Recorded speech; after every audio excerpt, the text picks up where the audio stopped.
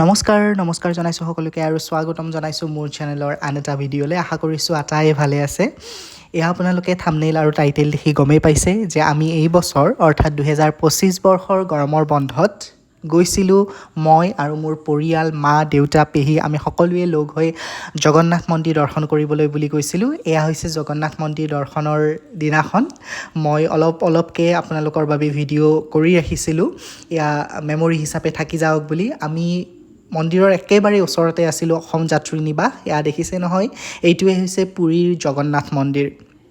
আমি অসম যাত্ৰী নিবাসত আছিলোঁ আৰু অসম যাত্ৰী নিবাস মন্দিৰৰ একেবাৰে ওচৰত, গতিকে খুব ভাল লাগিল গোটেই পৰিৱেশটো। আপোনালোকক মই এই ভিডিঅ'ৰ জৰিয়তে মন্দিৰৰ চাৰিওফালৰ পৰিৱেশ লগতে মন্দিৰৰ যি চৌপাশৰ পৰিৱেশ সেই সকলোবিলাক দেখুৱাবলৈ চেষ্টা কৰিম। গতিকে আমি ৰাতিপুৱা 6টা বজাতে মন্দিৰ দৰ্শন কৰিলোঁ, কাৰণ মন্দিৰৰ ভিতৰত যিহেতু ফোন এলাউ নাই, আমি হোটেল ৰুমতে ফোন লগতে আমাৰ পাৰ্চ সকলোবিলাক এৰি থৈ আহিছিলোঁ। গতিকে আকৌ এবাৰ হোটেললৈ গৈ ফোন, পাৰ্চ সকলোবিলাক লৈ আহি ভাবিছোঁ যে আমি কেইটামান ফটো উঠি যাওঁ, লগতে অলপ ভিডিঅ' কৰোঁ। গতিকে সেইকাৰণে আকৌ এবাৰ ওলাই আহিছোঁ। ৰাতিপুৱাই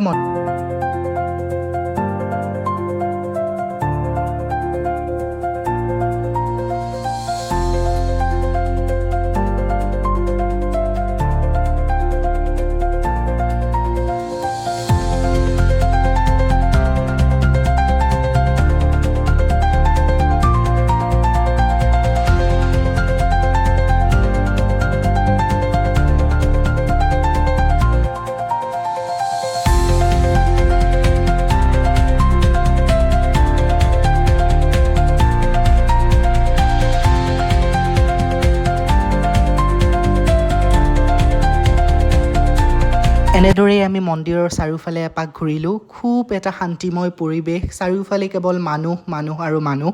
গতিকে আমিও চাৰিওফালে এপাক ঘূৰিছোঁ আৰু এয়া দেখিছে নহয় ৰথ।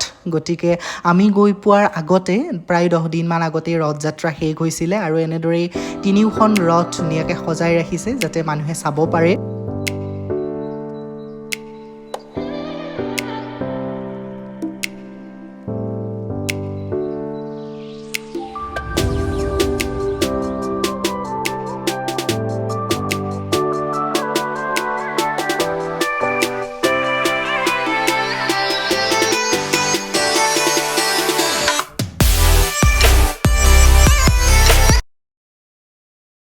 আৰু এয়া হৈছে মন্দিৰৰ চৌপাশৰ সন্ধিয়া সময়ৰ পৰিৱেশ। সন্ধিয়া সময়খিনিতো বিশেষ এক ভাল লাগে। মই একেটা ভিডিঅ'ৰ জৰিয়তে আপোনালোকক সন্ধিয়াৰ যি পৰিৱেশ সেই পৰিৱেশখিনিও দেখাবলৈ চেষ্টা কৰিছোঁ। আমি প্ৰায় 4 দিন আছিলোঁ আৰু 4টা দিনেই সন্ধিয়া সময়ত আহি আমি ইয়াতে বহিছিলোঁ। এটা শান্তিময় পৰিৱেশ আৰু সন্ধিয়া সময়তো যি ভক্ত, সেই ভক্তৰ লানি নিচিগা সোঁত আছিল, কাৰণ ৰাতিও যিহেতু মন্দিৰ খোলা থাকে। গতিকে ভক্তসকলে শাৰী পাতি ধুনীয়াকৈ সন্ধিয়া সময়তো দৰ্শন কৰে আৰু আমিও ঠিক একে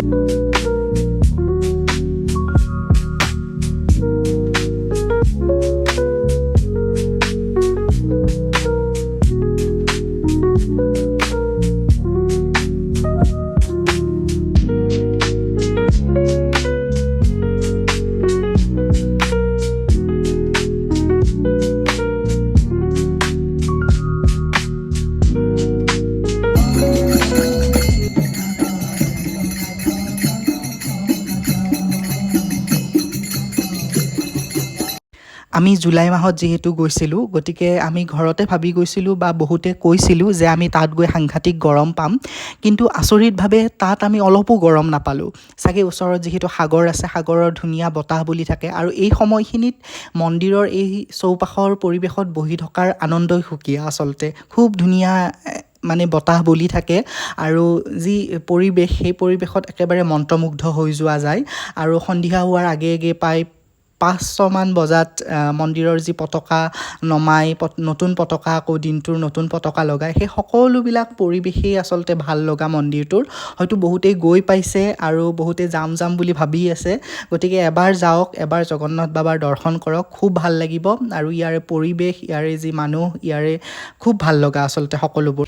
মই ইয়াৰ আগতেও জগন্নাথ বাবাৰ দৰ্শন পাইছিলোঁ প্ৰায় 5-6 বছৰমান আগতেই মই জগন্নাথ মন্দিৰলৈ গৈছিলোঁ আৰু এইবাৰলৈ মোৰ ছেকেণ্ড টাইম, গতিকে খুব ভাল লাগিল। তেতিয়া ভাবি আহিছিলোঁ যে মা দেউতাক এবাৰ লৈ যাব পৰা হ'লে, গতিকে এইবাৰ মা দেউতাক লগত লৈ মই মন্দিৰ দৰ্শন কৰিব পাৰিছোঁ। মোৰ খুব ভাল লাগিছে, মোৰ খুব ভাল লগা দিন বুলি ক'ব পাৰি। এনেদৰেই আমি প্ৰায় 4টা দিন তাত থকাৰ পিছত আমি ঘৰলৈ আহিছিলোঁ। গতিকে এয়াই আছিল জগন্নাথ মন্দিৰৰ পৰিৱেশ, জগন্নাথ মন্দিৰৰ যি মাহাত্ম্য, সেই মাহাত্ম্যৰ কথাটো সকলোৱেই জানে। গতিকে ইমানতেই ভিডিঅ'টো শেষ কৰিছোঁ। যদি চাই ভাল পাইছে তেনেহ'লে লাইক, কমেণ্ট আৰু শ্বেয়াৰ কৰিব। গতিকে ধন্যবাদ ভিডিঅ'টো চোৱাৰ বাবে, আপোনালোক আটাইকে ধন্যবাদ জ্ঞাপন কৰিছোঁ।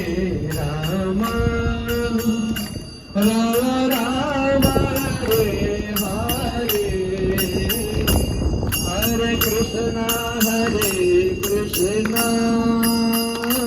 Krishna Krishna, Hare Hare, Hare Rama, Rama Rama, Hare Hare, Hare Krishna, Krishna Krishna, Hare Hare, Hare Rama, Rama Rama, Hare Hare, Hare Krishna.